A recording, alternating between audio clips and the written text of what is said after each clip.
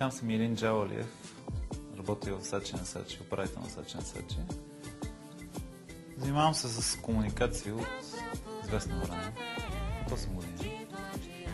И цяло комуникацията и в частност рекламата са нещо, което обичам, правя и ще правя още доста време сигурно.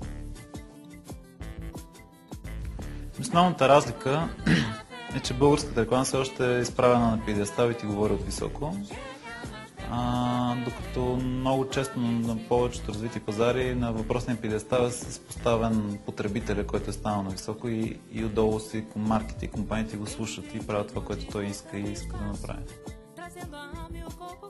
Аз много често си мисля какво ще представя Фейсбук след 5 години и нямам отговор на въпроса. Ако в Ленш виж какви профили има, на какви марки и така нататък, то в момента не знам дали е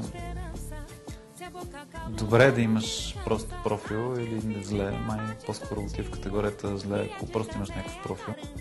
Истината е, че дори да си направиш профил, дори да направиш така, че хората натиснат бутона лайк, това не ги прави въвлечени в твоята марка, не ги прави хора, които да искат да поддържат емоционална връзка с твоята марка. Трябва много повече усилия, за от това да натрупаш няколко хиляди фена на твоята марка във Фейсбук.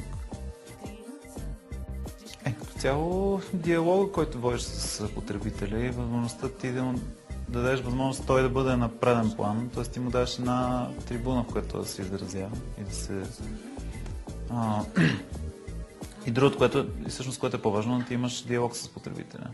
Въпреки че този диалог много често не се води с потребителя. И реално,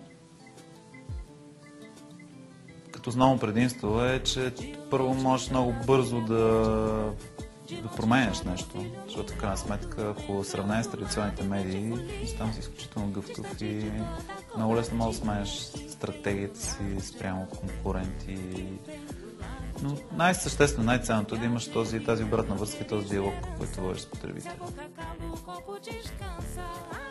Социални.